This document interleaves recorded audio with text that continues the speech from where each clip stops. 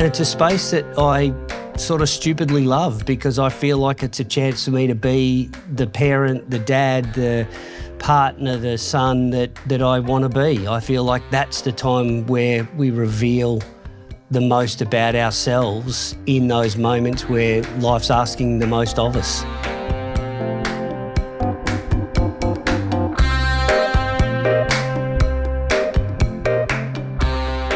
My guest today, Andrew Horsfield, has this phrase, the messy middle.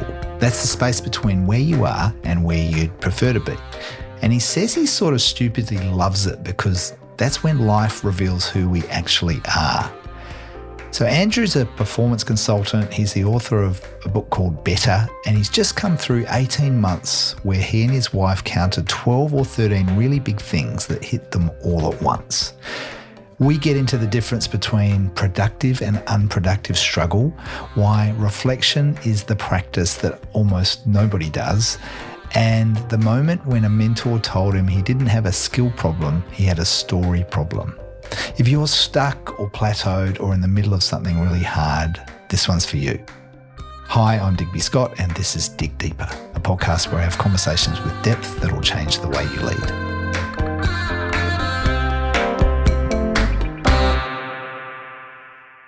Andrew, last time we caught up, you said to me, and it wasn't that long ago, you said, I'm on the other side of something really powerful. Can you tell us about that?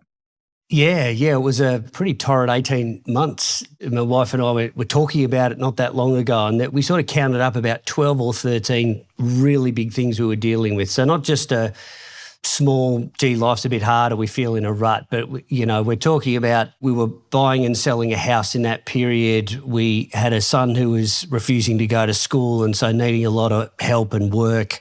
My mother had been diagnosed with pancreatic cancer, and so there was support and care for her, let alone for Dad as well, to make sure that we didn't have a double homicide before the cancer took her. Those sort of big things, but multiplied by a number. That was the bit we were talking about. And I often refer to this as the messy middle, that space between, man, this is what I'm experiencing and this is where I'd prefer to be. And it's a space that I sort of stupidly love because I feel like it's a chance for me to be the parent, the dad, the partner, the son that I want to be. I feel like that's the time where we reveal the most about ourselves in those moments where life's asking the most of us. So let's just take a moment to acknowledge, firstly, the quantum, right? So the 12 or 13 things. Like for most of us, one big thing that we'd be going through would test us. And you guys reckon 12 or 13. So that's more than massive. Yeah, you're known for being the guy who helps others navigate the messy middle. I love that term, and I want to come back to where that comes from. But so the question that I feel like we all need to hear an answer to is, how the hell did you navigate that? It's a conundrum, isn't it? I mean, part of it is professionally, it's my area of expertise. So there's a starting base, if you like, of having. You got to live it, man. Yeah, that's right. I mean, how many consultants, set up the shingle, but they're in breach of the behaviours that they're talking to people about. And for me, that's one of the things I'm proud about as a person is that authenticity that comes with the work and the insights you can give because you've walked the path. It's not just the theory or the book you've read that you're putting your own spin on. This is like, I know exactly what that feels like, or, geez, I've been there too, and this was what helped me. It may be helpful for you, rather than this sort of, okay, here's the framework that you need to learn to get out of that particular situation. Totally right. So, I've got your latest book, Better, in front of me here, and the number of pages that are dog-eared is massive. How many I've gone, yes. I remember when I read it telling you how grounded and real and authentic it felt and easy to read. And you've just helped me join the dots. It's because it's lived experience. Yeah. This is not theory. This is how I'm dealing with it, and here's what I've learned from that. And I think that made the book so useful for me because it was like, here's one person who's lived through some pretty massive challenges and they're being generous enough to go, here's what I've learned that might be useful for you. Yeah, thank you. It's just wonderful feedback to get that as the author, because that's exactly how I wanted people to receive the book. Not as advice, but as something you can read as an invitation to think about the thing that's speaking to you or that's calling you, or that you think, there's, and it's not necessarily negative. It's a part where you say, gee, that's a part of my life I can keep stretching and be curious about. So it's not always, the messy middle isn't always this stuckness that we're trying to shift out of. It can sometimes be, I mean, you've got a great example of that now, right? Where you're trying to move a practice and a business to another country and the other side of the country for most people in Australia. And that's a great messy middle to be in. Hard, but good. What I'm noticing about this is it's forcing and inviting me to get creative and also really dig into my resourcefulness, which I think are two parts of the same thing, right? It's not going to happen for me. It's not just going to turn up. I've got to do the mahi, do the work. When I'm in my best headspace around this, I'm fizzing because it's about, how could I make that happen? And if I got creative around this, what would I do? When I'm not in my best headspace, I'm like, this is hard. It feels like one step forward, two steps back. You get a knock back, or I'm looking for where I might live at the moment. And man, that's a challenging thing to do. And particularly when you're doing it from another country. Messy is a great word for it. And rather than bad, it's interesting. Let's play with the idea. By the way, I've asked you, how the hell did you navigate it? I really want to come back to some practical stuff on that. But now that we're talking about the word messy, how come that word, like what's the origin of the idea of the messy middle for you? And secondly, the word messy, I think, has got connotations that perhaps we make different meaning of that word. I want to explore that with you. Where did it come from, though, for you? Where's this idea of the messy middle come from? I think it came from two sources very subconsciously, but the first was Robin Sharma. I think he had a quote around something like, things are easy at the start, messy in the middle, and glorious at the end. So I think there was something around that just planted in my brain. And then Scott Belsky wrote a book called The Messy Middle, and it was about entrepreneurs saying that a startup is never this linear path, and you've got to do some really tough days to start a business and sustain a business. And so those sort of two ideas kept germinating for me. And I think the crux that I took it to make it my own was that life doesn't sort of build our character, it reveals it. And I think it reveals it the most in those moments of difficulty. So I think about my relationship with my wife, and it's never formed, or very rarely is it formed. It's celebrated, but not formed in the anniversary dinner, with the window table overlooking the ocean where we just go, we've been married for 12 years, how nice is that?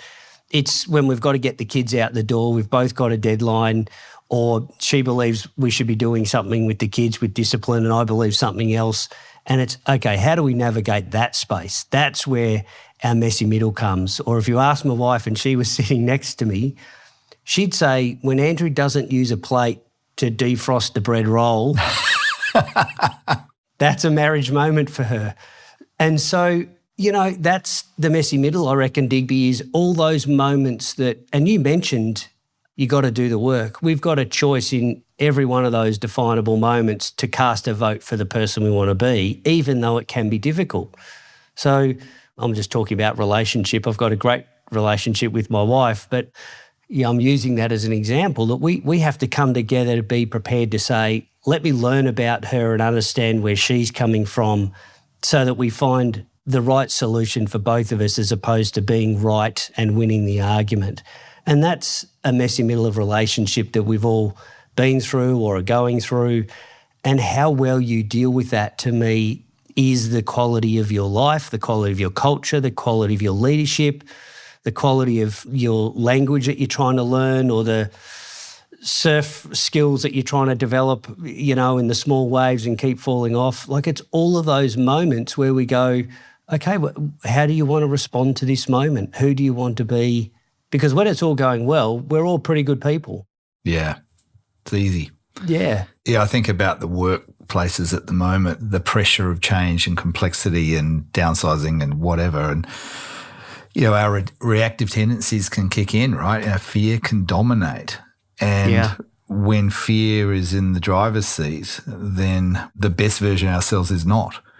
So acknowledging that things are messy and saying, how do I want to show up, is actually saying, fear, get in the back seat, would you?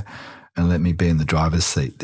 I'm borrowing that from Big Magic, Elizabeth Gilbert's work there, the idea of fear being in the back seat rather than the driver's seat.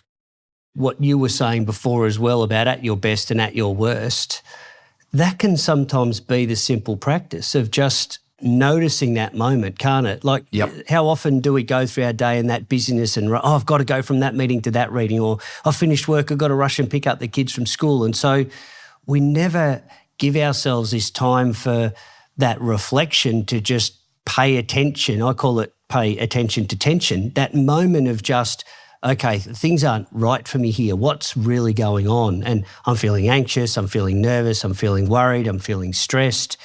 I'm feeling this excitement of opportunity, but I'm doubting myself. Like, just doing that, to what you said around understanding that in that move, okay, at my best, I'm a little bit excited. There's a lot of work I've still got to do, and that doesn't go away, does it? I mean, you've still got work to do, but how you then approach that work, and can you see escape routes that you need to, and can you see what's a trap you shouldn't go down and what's a good path that you should be pursuing.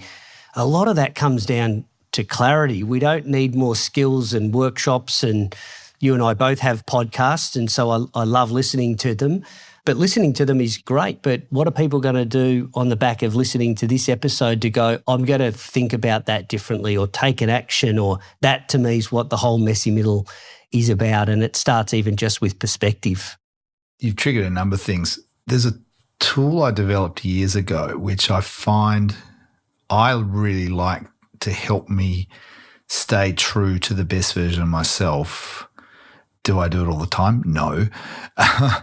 It's called Bigger Me. I'll put a link in the show notes. And the Bigger Me tool, don't say that too fast, by the way, but there's two versions of ourselves. There's Bigger Me, which is a version of you that you want to show up more often. And there's Smaller Me, which is the version of you that shows up more often than you'd like. And they both exist in us.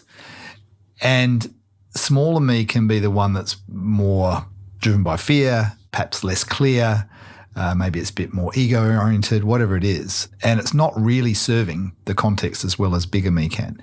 And we know Bigger Me because we've experienced that version sometime in our lives.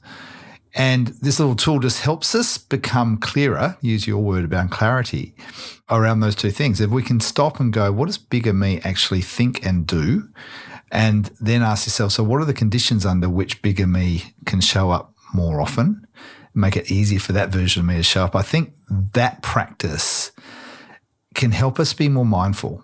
Mindful action rather than default action, I think, is the challenge here.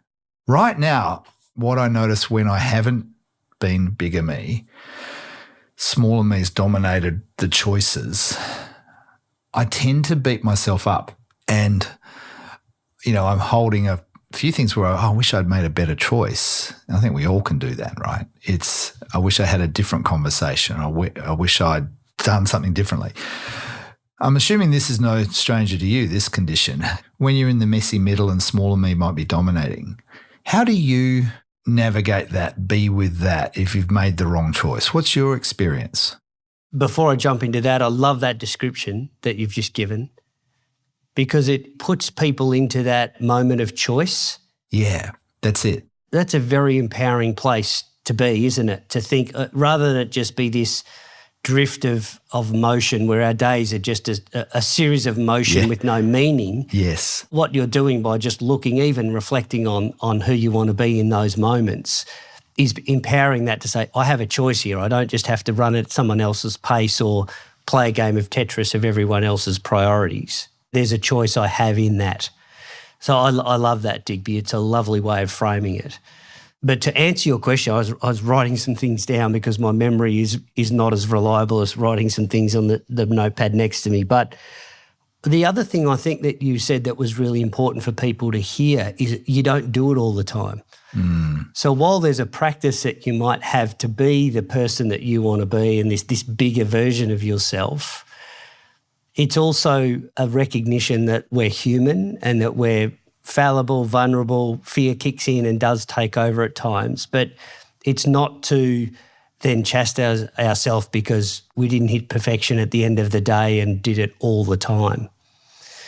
So I think that's important to say, have a great intent, but set a reasonable expectation for yourself around some moments are scary to step into and noticing that moment but choosing not to, but go, I'm choosing that because I'm a bit fearful or I'm a bit scared, can be just as healthy as stepping in that moment at times. The other thing I try and do that I think is part of what you're already explaining, but I would always try and look at turning the struggle into strength. Yeah, tell us more. Yeah, I'm always looking to say, okay, what's the opportunity in this? So at the heart of it, this is about being curious.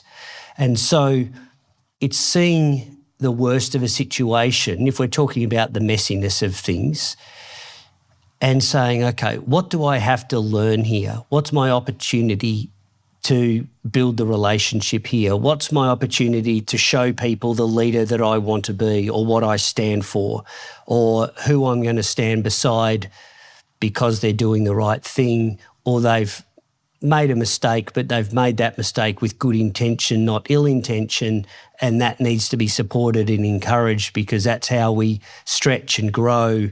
And I want people to know that for me that I work with, that making mistakes is just a part of living a good life. You can't create a good life in comfort, I don't believe. It takes stretch and change and some falling over. And so for me, that reframe, if you like, or thinking about what's the opportunity in this rather than the obstacle, or how do I turn the struggle into strength, it's stuff that we've heard and seen before, but I think it's a practice. And so part of one of my guiding mantras, if you like, in life is get the job done. Because what that does for me is, one, I have many jobs in my life. I'm a consultant, I'm a coach, I'm a dad, I'm a partner. I sit on a couple of committees. So those roles and the jobs that they require are all different. So in the moment that I'm in, I'm thinking, get the job done. And what is that? So yesterday it was talking to a leader in a discussion about work, wanted me to work with their team. I had met with the team and the team were fine. It was the leader that needed the work. Yeah. How often is that the case? So often, right? And so the job at that point was to be a genuine, honest consultant, to have the conversation that maybe other people haven't had. And so a lot of the team are being dragged through offsites and another event where they don't get the traction they need because they're having the wrong conversation. So that job was just about being courageous as a consultant and being authentic to say, I think I can help, but this is the way that I can help. And it wasn't a good conversation, to be honest. He didn't receive it particularly well. We had a good conversation, but it was robust, and so I'm not sure I'll get that piece of work, but I walk away feeling very comfortable that I'm not going to get 2 days worth of work working with a team who hate me at the front of the room because I'm not showing the courage I should show, and they're going through another program they just don't want to be in. It requires a real sense of self-awareness that what is bigger me? What is that version? Who do I want to be proud of saying this is how I showed up more days than not? And it requires the courage to be able to stand your ground and say, no, not going to do that. And I certainly know when I reflect on times when I've done that, and a similar situation, I had a client a couple of months ago who she's the head of people and culture and she said, look, can you come in and work with my reasonably dysfunctional HR leadership team, the team she was leading, and can you come and do a day or two with them? And I said, no. I said, you'll be pissing money against the wall if you do that with me. I said, but there's an opportunity for you to lead differently. A very similar conversation, I think, from what you had. I said, I would love to work with you to help you lead for lasting impact over time and really lead in a way that helps this team lift. Let's help you grow so you can help them grow.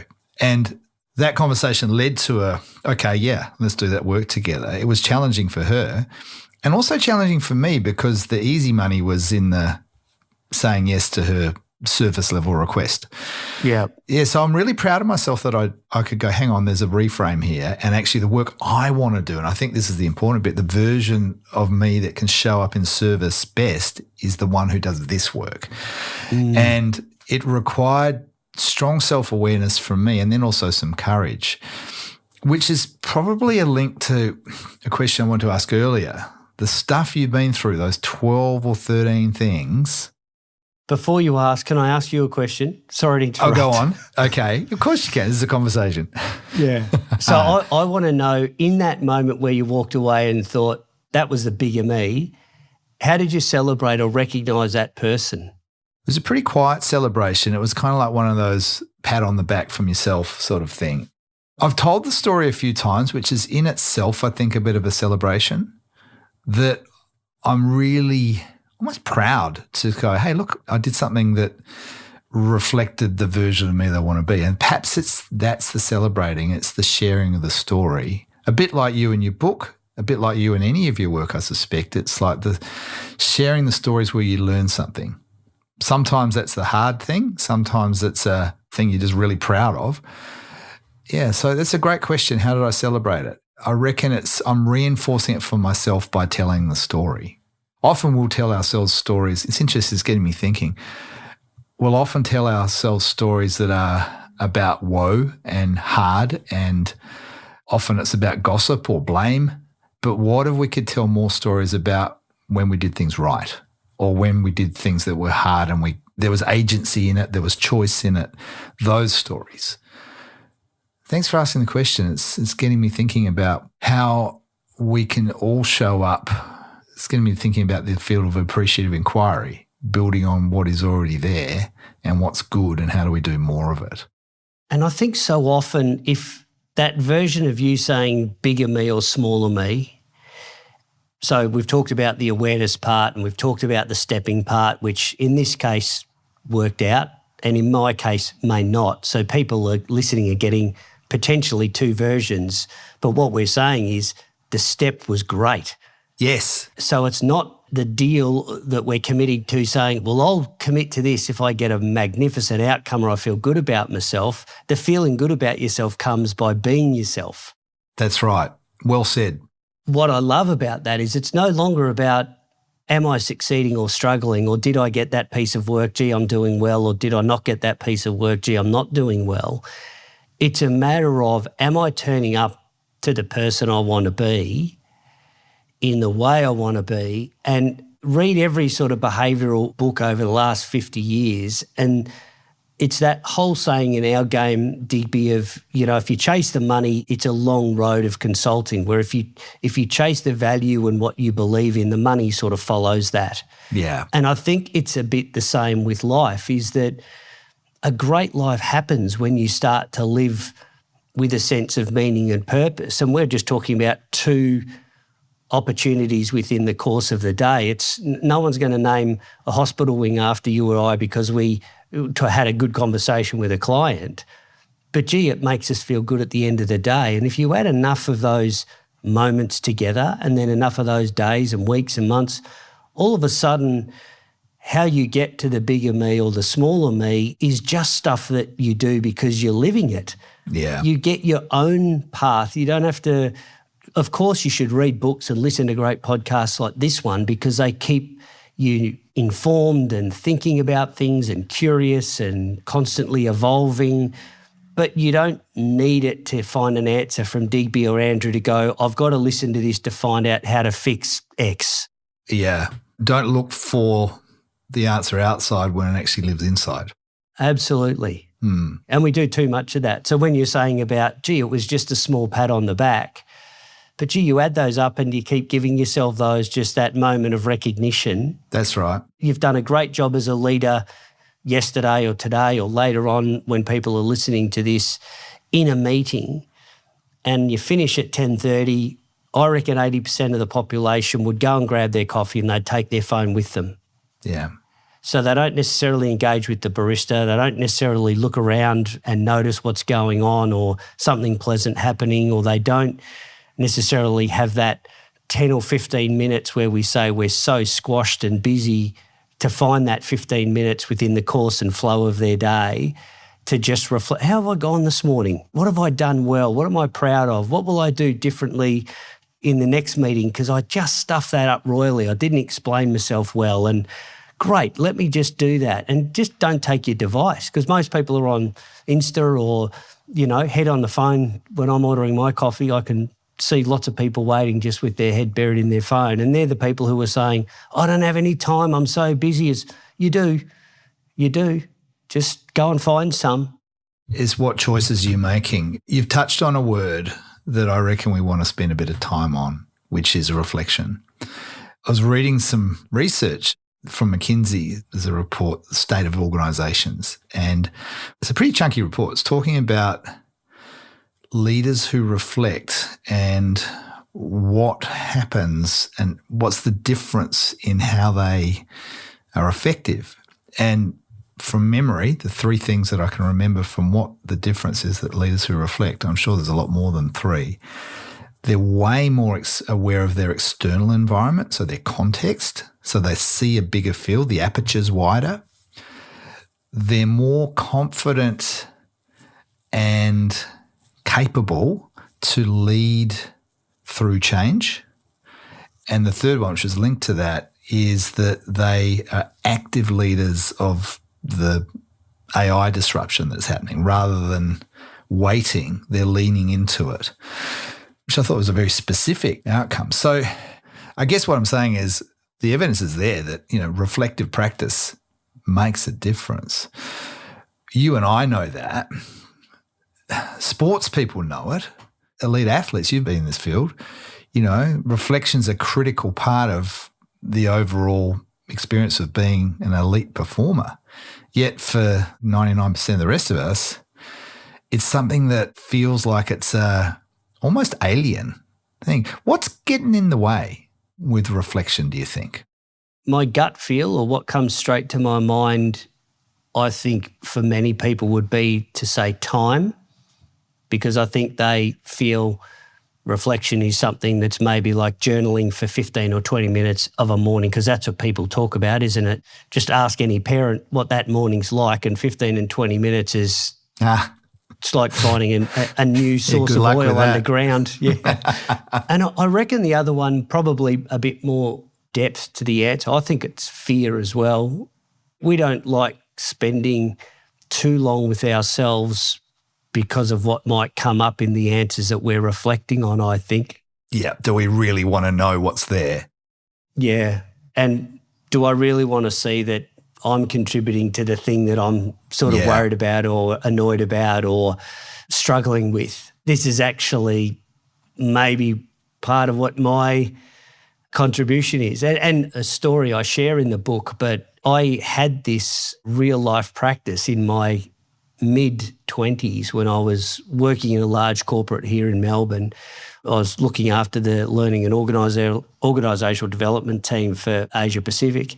And I went to one of the internal leadership programs, and it was in one of these programs where we were doing one of those classic activities. There's 3 facilitators in the room to give us, feedback about our leadership style. So we have a group activity that's difficult, complicated. We've got to share and work it out together. And, for this particular activity, I happened to have a line into the right course of action. And I was asking lots of questions of the group to try and put that suggestion on the table, but really not taking it by the reins and really not leading. It was lots of questions and inquiry, which is a strength, but I wasn't leading in the way that the group needed me to lead. I was leading from my level of comfort. So this became something that, in the room of 50 of my peers, the facilitator who became a long-time mentor of mine, Ted, his name was, said to me in front of the whole group, Andrew, why do you have to be approved of all the time? And so I then asked him about that. I answered the question in front of the room and I was embarrassed, and because I thought, hang on, I was asking questions and I was involved and I was listening to other people. And so we had this conversation about saying the group was struggling. You had the right line of sight and you kept asking the group, of which wasn't helping them because they kept going around the same problem, and you didn't have the courage to actually be a bit more forceful. Good call out. Absolutely it was. Because what he said was, you don't need to develop your questioning skills. You're great at connecting people and you're great at giving others insight and help and support, and your leadership's going to top out, if you want to go further. If you can't grab the reins and control people. The reason I'm sharing that, Digby, is because when people go to reflect, that was not an easy message for me to hear. Mm-hmm. It was not an easy experience in front of 50 peers to have to answer that question. But it led to Ted being, until up to the time of his death about 5 years ago, he became a long-term mentor for me. And I remember asking him after that event to say, do you do one-on-one coaching? This was really insightful and valuable. And he said, Andrew, I do, but I think my fees would be intimidating. And he said, but I'd be happy to catch up for a coffee. So we did a coffee, and we did that coffee for 10 years. I never paid him a cent. He was generous. He was a beautiful man. Where you say great call out, he was bold enough to give me wonderful feedback, and I was courageous enough to listen to it and reflect on it. And it's made me a better person. Great story. But it takes a lot of work, because the other part of the story that's worth sharing that was really significant for me is that when we're doing this valuable work and stepping into ourselves, and the courage doesn't feel courageous in the moment. It's always after the fact. It feels messy and difficult and shitty and full of challenge and struggle. It's only at the end that we go, that got me somewhere. Yeah. And so we expect it to feel like the movies, this musical montage, and it's all fantastic and people are slapping our back and admiring us for doing great things, but it very rarely is like that. Most of the time it's just a lot of hard work that you decide to do because you believe in the possible outcome it could take you to. I reckon courage is in the eye of the beholder. It's like, oh, that looks courageous. You're just doing the work. That's what you're doing.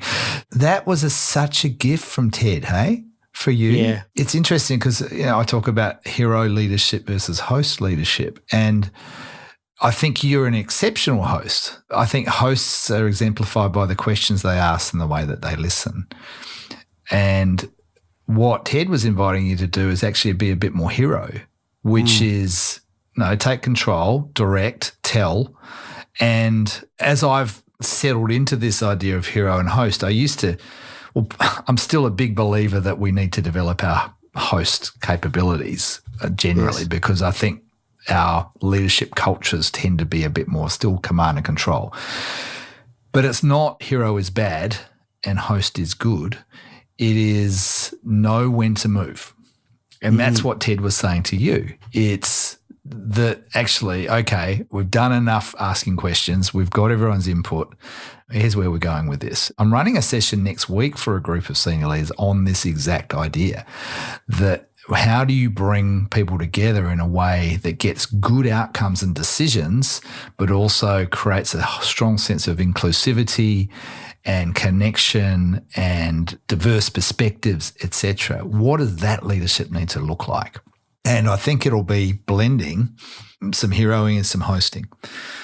So lovely lesson. The other bit, you used the word reflection again. You reflected on what Ted says. Can you tell us a bit about how you reflect? And I'm thinking for your 12 or 13 massive challenges, there must have been some strong reflective practice going through that period. But generally, what's your approach to building reflection into your own life? There's probably two answers to that. The first is that I'm very conscious about where I am or the system that I'm in. And that sounds a bit formulaic, but I think about, for example, commuting to work, that the system I'm in is traffic, and what traffic needs to perform its best is to flow. Yeah. Or if I'm in a family environment, whether that's my immediate or extended family, the system that families need is love and care and relationship. So part of that for me is a constant awareness, and it sounds really fatiguing, but when you develop the practice, like most muscles, it develops a certain level of fitness where it doesn't take a lot of thought at all. It's, again, we mentioned this word mindfulness or consciousness. I just know that if I slow down a little bit and let that car in, then everyone benefits. And yes, I'm one car behind, but I'm part of the traffic as well. And if it smooths, if it runs better, I get where I want to get to faster and everyone wins. So there's one level of reflection about just constantly being aware of what system am I in and what adds value, or how can I add that value to that system to give it what it needs. So there's a couple of examples of, companies need profit or teams need connection, so that's one level of reflection. And the other is just a practice I have that I use. Sometimes it's the end of the day, Digby. Sometimes it's in those moments that we talked about before, grabbing a coffee or a moment of stillness for 10 minutes, where I just ask 3 fairly simple questions, which is what went well, or what am I doing well if it's in the middle of the day. Generally, I do it at the end of the day. What went well? So it's just a chance for me to mine the day for the things where I turned up, where I was proud of myself, where I made some good decisions, where I helped someone else out, things that I stand for, to just pick up those moments to say that there was a lot I did today that was good. And so I can reflect on those and put more of those into the next day. Then, of course, what would I change or do differently? Where did I got a bit frustrated with the kids, and I probably got a bit narky or short when I could have been more patient. Or I was rushing this morning, I forgot 2 things, and that was because I just was in a rush as opposed to just being calm and stopping before walking out the door. So I'm mining for what I did well. I'm looking for what would I change or do differently. And then if the natural next question, of course, is, well, what will I do differently tomorrow? So, it helps to have that forward action into making sure that the days are overall, accumulatively, trying to get better. I'm trying to keep being the bigger me rather than the smaller me. And I know that I can do lots of action, but without reflection, I could be running and chasing the wheels, which I think a lot of people do. Lots of effort, lots of energy, but without the reflection part, we don't know whether the energy or the action and the effort we're putting in is actually getting somewhere. And so it's that difference between the productive hard work, because both hard work and the messy middle is hard no matter which way you look at it, but one leads you to something and one just makes you angry, tired and frustrated and stuck.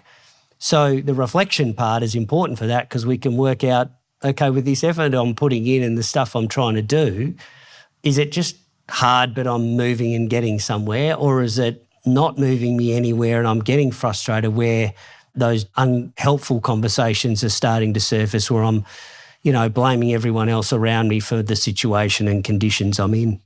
You talk about productive versus unproductive struggle, I think, and that idea. And how do you know the difference? Because there's a whole school of thought that we reward grit. Is Angela Duckworth, grit. We reward hard work. And so we can easily tell ourselves a story, just keep going, because that's what champions do. And how do we know whether it's worth keeping going with the grit, with the struggle? How do you discern in the moment, not necessarily retrospectively, but more in the moment, when it's a productive versus an unproductive struggle? What's your experience tell you? I think it's a matter of, is it moving you forward?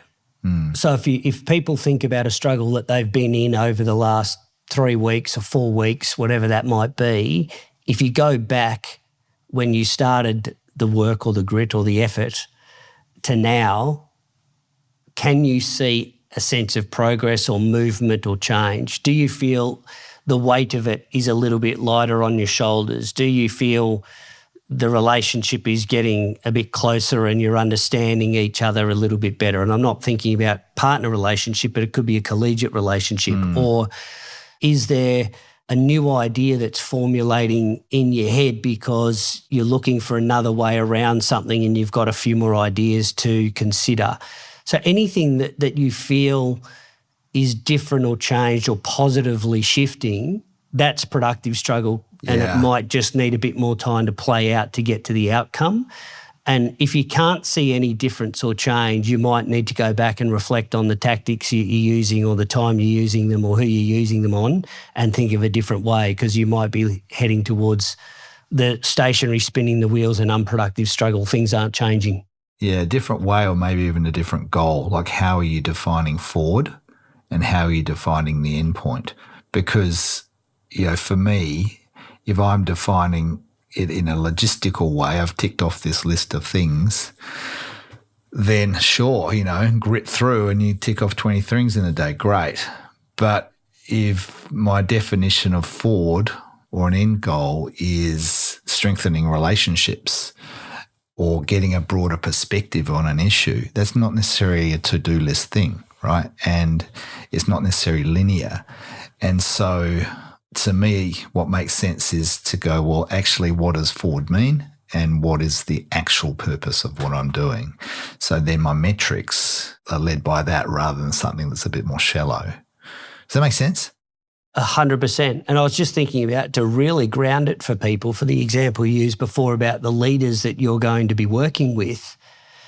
So often when we talk about the hero or host, the reason we don't do the hosting is because we want that tangible outcome and movement. And so when you talk about that for a leader, sometimes the movement might be, have I engaged the dissenters? So we're not chasing this outcome or pushing people to all sign up to a set of behaviours or all get to an outcome within the 2 days of the offsite that we're running. But maybe the metric as a leader is, do I understand why people are saying no to this change? Or do I understand why the 3 people who are giving me the most grief around this, do I understand why they're giving me the grief from their perspective, not whether they're right or wrong? So, it's a really good practical example for any leaders listening, that the goal of the have you moved things forward isn't, have I got those 3 people to sign up and say they're going to step into the change we're asking or the new software system that they're going to learn. It's a matter of, have I listened and do I understand their worldview to put myself in a position to help them move in the way I need them to move? Understanding. Yeah. Have I brought them into the conversation, or am I polarising them even further because I'm pushing harder to this outcome? Yeah. And again, understanding is another sort of synonym for awareness, isn't it? It's like, do I have the awareness? Do I understand the broader playing field, the perspectives that people are bringing? And I often think that we know intellectually that understanding is important, and what we have a competition with is getting tangible deliverables. And what comes to mind is the slow is smooth is fast, sort of US Navy SEALs mantra, that it's hang on, slow down, understand the territory, the complexity of what we're in, get the different perspectives, and then move forward. Because otherwise it's just going to muck you up. Across so many podcast conversations I've had, as well as just non-recorded conversations, this is a theme. It's the slow down. It's interesting, actually. I ran a session yesterday as working with a group of leaders over a period of time. We get together about every 3 to 4 weeks. I think it was like we're about 2 or 3 months in now. And I said, what are you noticing about how you're showing up differently as leaders now? Every time we get together, they get some reflection questions. And then whenever we finish, there's okay, so what are you going to go and experiment with each time? So there's kind of a learning loop that's built in. And I've got them on my screen here. So what are you noticing about how you're showing up differently? Here's some verbatim comments. More measured in my approach to situations and people. I've started listening more. I'm thinking more before I respond to people. I'm conscious of what I'm doing and saying. I'm mindful of my tendency to take over and problem solve. And there's all of these comments that are the same. And That's a gift you're giving them, Digby. isn't it? Well, I think I'm giving them some framework to help them do what we find hard to do, which is to see that bigger picture, to slow down and to have more, as you're putting it, as mindful action as opposed to mindless action. And wow, what if we could all just do more of that, hey? I think it's also we spend so long looking at behaviour and just seeing the behaviour of a person. So they're in or they're out. You know, they're supportive or not. They agree with me or they don't. And it becomes a bit binary because all we're seeing is what they're doing as opposed to, well, what's the reason behind what they're doing? What's going on? Yeah, what's the intention of? And that relates to the Navy SEAL quote that you shared, because we spend so long trying to change people as opposed to work with their behaviour rather than try and change their behaviour. And that's the understanding part, isn't it? Because once you start developing this skill, and sometimes it's questioning, I think sometimes it's also vulnerability and sharing where you're at as well. There's no right way of doing it, I don't think. But when you start to get to really caring about people, to care what they're thinking or feeling or their perspective, or because it comes from life experience, it comes from the last change process they went through where they got exposed and they are still carrying that experience into this experience, that you're never going to change with a change framework or an offsite. Yeah. You're going to need to have a conversation that you're talking about with understanding that. Then we find that most of the things we're chasing are respect, love, clarity of expectation, clarity of role. It's got nothing to do with the change or the context we're in. It's got everything to do with the person and the story they're telling themselves about that context. And when we get to start to share our stories and open things up, I mean, that's incredibly compelling and freeing for people where they think, okay, I can be who I want to be. I can not have to change or be forced to be something I'm not, or put my fears aside and blindly step. And we start to understand each other and support each other. And that's a team that 95% of the population want to join. Yeah, love that. As we bring things to a close, what hasn't been shared that you think would be worthwhile us exploring and listeners hearing? I think one that relates maybe to go back to that story about Ted for me, that's worth people thinking about or knowing, that's another addition to that story, is when he said, why do I always have to be liked? The genesis of that story is all around approval. My father retired now but was a minister in the church, so we moved around a lot as a kid. I had 7 different schools in 12 years of schooling, and so going into new environments, often in the middle of the year when social dynamics have been established and groups have been established and a hierarchy's been well formed, the first thing you do, for me in my situation, or what I chose to do, was to fit in. Because if I'm fit in and I've got a tribe, I sort of quickly learn that the laws of the playground are like the laws of the jungle. If you don't have a tribe, you're exposed and you're in trouble. If you have people to eat lunch with, play with, they informally protect you. So here I was at 12, 15, 16. That was a sophisticated strategy to get through an environment of change. It was a really good coping strategy and has led probably in a large part to the work I do today with being able to walk into a room and Fully connect relate, people. So, mate. Yes. Yeah, so it's a huge strength. But when I was going into the corporate world, and I'm now at a level of leadership where someone says, Andrew, what do you think? Or Andrew, what should learning and development do? What's the role they're going to play in this? I'm in a large corporate, but I'm running this primary high school story, and I'm thinking, well, what does the boss think? What's the general manager of Australia think? And what about if I say the wrong thing and I'm cast aside or people don't think I'm very good? So part of what Ted exposed at that training session that led to coaching and obviously some insight was I didn't have a skill problem. I had a story problem. Nicely put. So I could go and do a whole lot of commanding leadership course or go and do something with the Navy and work out how to command a bit better and run troops or whatever the course was. But until I changed that story, I was never going to do the behavioural change that required. And so sometimes and it ties into a number of things we've talked about around awareness, reflection, the courage, stepping into the messiness of life to be the people we want to be and the way we want to be. Sometimes it's just about paying attention to the stories, and it's not always the capital T trauma that is the story that's holding us back. I had no trauma at school. I fitted in. It was a great skill. It was just a learned skill. My body had not grown up to say, thanks, you helped me over there, but I don't need you here because I can do this. Yeah. I'm not at risk.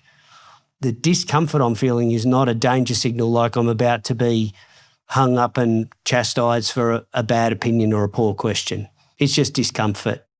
I love it's not a skill problem, it's a story problem. And if we think about the power of reflection, mindful action, a lot of that is around, I think, the skill to reframe the story. And yeah, I've written that down as something to think about. This conversation's really got me thinking about that idea of the stories that run us and our organisations, and therefore the conversations we have which lead to the actions we take. They're all guided by these belief systems and stories that reflect those. How true are they? This is a powerful spot for me to sit with for a bit. I always love to ask at the end of a conversation, what has this conversation got you thinking? I really like your idea about the bigger me, smaller me.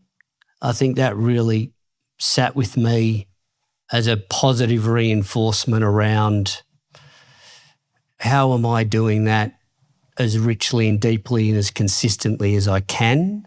I think that was something that really resonated a lot. And I think that, it's related to our conversation, and it's probably a little bit selfish, Digby, but the thing that I value and have always valued about our relationship is the genuineness and authenticity that you show in your work, that I feel is reflected in mine as well. And I'm feeling really good about myself in that regard, that I have a perception, so that might need to be checked in, but I have a perception of operating the same way. And I know it's something I feel very attracted to you in that sense of just, genuine person, great insight, really wise, generous with his time, and he's there to help people or be in service of people. And so, I suspect that you're not always the smartest in the room, but you make the room smart. And that, to me, is just a really generous gift that I try and do as well. And so what I'm pulling out is for me to keep honouring that process and keep developing that skill in my own practice. That's so good to hear. Thank you. The Bigger Me tool I'll put in the show notes for folks to have a play with. And how would people find you, Andrew, and your book, Better, which I was saying is a great read? How do we find you?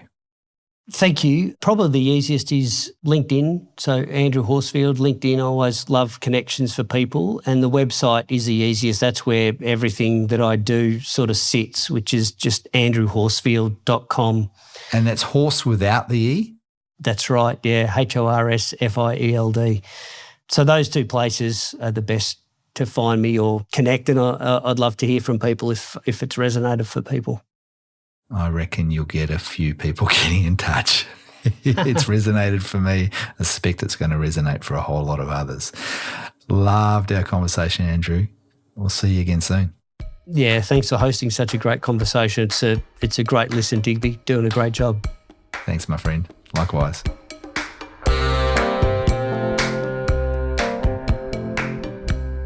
Hey, quick reflection. After my reflection at the end about what happened in that conversation, for me, something that grabbed me is this idea of being aware of the system you're in and asking the question, what really adds value to the system and what it needs. Really like that. Really, really like that. And when I think of the idea of system, I don't want to get too highfalutin about it, right? A system could be the conversation you're in with one other person. What does this conversation need right now, and how do I add value? Or it might be the team you're leading. What does this team need, and how do I add value? Or it might be, what does this organisation need? And it all comes down to something that's underpinning it all is what's the purpose and what does great look like here? So to slow down and ask those questions before you act, mindful action, came up a few times in our conversation, I reckon is a brilliant practice. Have a play with that one. Also, Bigger Me, that idea was referred to a few times. I'll put a link in the show notes to that. Check that out. There's a tool, there's a template, some video instructions. Have a play with that. If you like this episode, I would love it if you could share it. Share it with someone else that you think would get some value and maybe grab a couple of good nuggets out of it for their own world. Thank you again to my editor, Kane Power, for making this sound great, and for Gabby White for herding all the cats, including me. I'm Digby Scott. This is Dig Deeper. Until next time, go well.